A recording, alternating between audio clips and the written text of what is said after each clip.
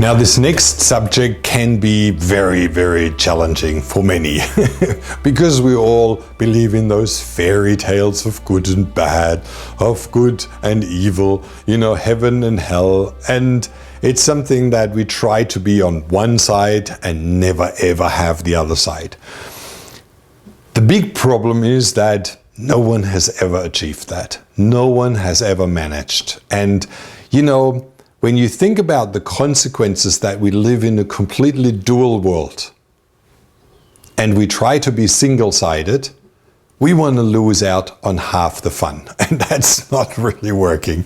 So there is a beautiful saying that always stuck to my mind. I've given up on happiness because it made me so sad. And that's really true. When you look at people who are positive thinkers, people who it's all positive, it's all so good. Usually they have the biggest crap in life. They have bad relationships, they have no money, they have all sorts of trouble around them. They are the biggest positive thinkers of all. True? Just look around. This is so significant. People that are very peaceful are usually full with anger or hatred or challenge, which they try to overcome. It's always the opposite. Our own inner dogma, our own inner trauma creates the outside actions and reactions. And that's why never ever look at the appearance, always look at the motivation behind the appearance. And that's where we have to look at beliefs. There are beliefs which make us sick. Now, if you have to be a good girl, you have to be successful, well, then just think about that concept of pressure, stress, because can you be? And I always ask that housewives. Have you ever managed to satisfy the whole family, except by baking a cake, where everybody's happy? And even then you manage to upset someone who is just on a diet, who doesn't want to have it, or did like a different cake, or didn't like that one.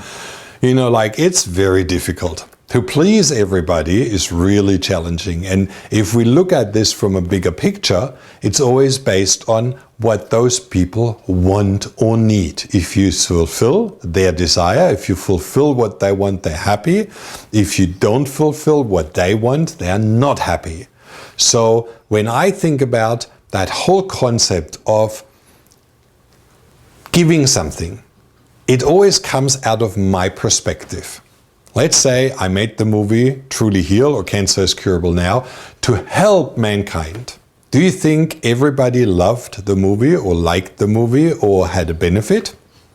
A lot of people felt challenged and intimidated. Other people felt criticized. Other people felt completely opposite in their belief, opposed in their beliefs, and were opposing me in return. So did I have only one side, everybody happy, camper, and all cheerful and nice? Or did I have massive criticism as well? Duh. It was something that I hadn't expected in that velocity, but it was there. So it's something that we need to understand. It always comes with two sides. And as soon as you realize that whatever you do, whatever you believe in, like vegan, vegetarian, is the best diet in the world. Do you have opposition? Massive opposition from all those who don't share that belief. If you say GAPS diet is really great, you have a massive opposition from all those who say bones and meat and all of that is really bad and it's killing you spiritually. I've gone into every single trade, into every single belief, into every single thing that is on this planet. And it's always both. It's opposite beliefs, and it's always different groups like it and others dislike it. So when you think about this, you will find this all around the world. And I would like you to go through just objects. If you take just America and you look at the beauty of some of those canyons in Bryce Canyon and Grand Canyon, overwhelming beauty, but then you also have a pure toxic America spraying and killing and fracking and killing this planet, both there. most beautiful, most destructive.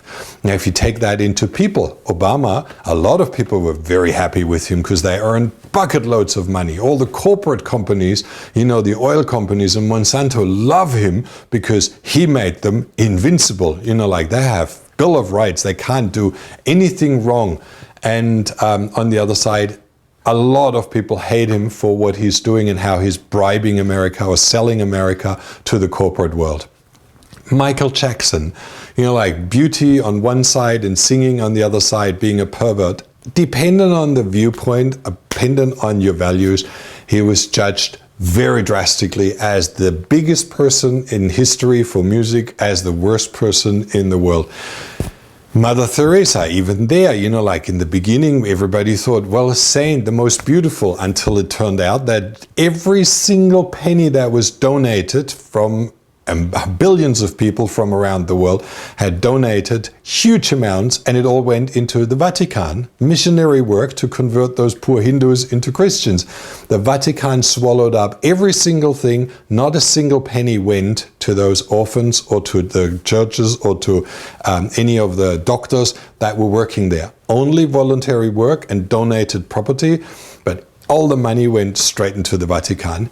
There is a movie made about her, about the cult of suffering. So there is opposite viewpoint in all variations. And I would like you to do that on your own. Anything that you believe is only good, well, just start finding all the beliefs and drawbacks and oppositions from the other side. And you can start very, very simple. Just sit down and say a cake. A cake is magnificent. It's beautiful. It's extremely healthy. It's very, very good. And it's memories of friends, memories of celebration. It brings back community together and sitting out, having time out. You can probably write a longer list than I can.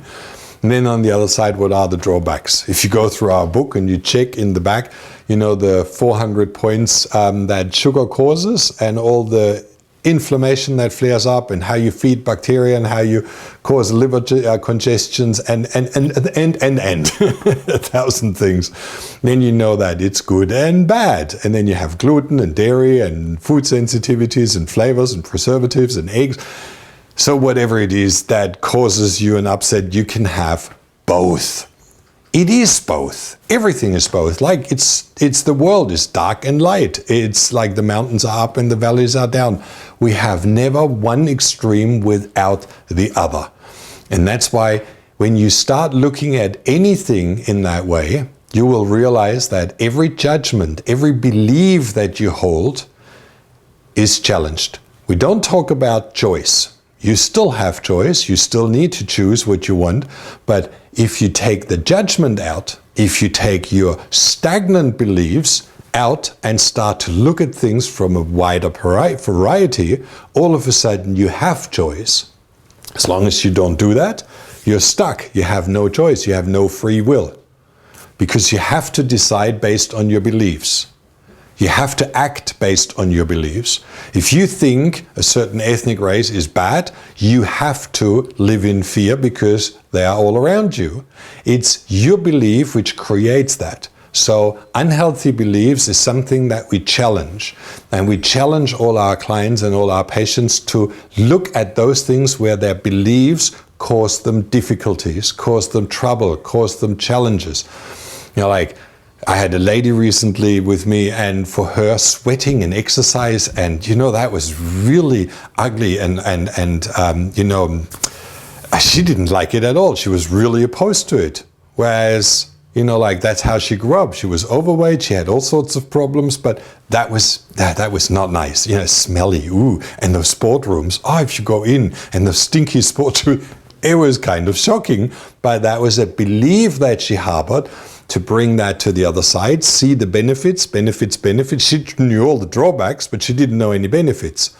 So once she started to look at all the benefits, and we started to list more and more and more and more and more until there was kind of a balance, then she has choice. Before she didn't. So it's a really significant exercise, and I don't want you to miss out on that one. Always look at everything from all angles. All right? Have fun with this exercise, and we'll see you in the next department.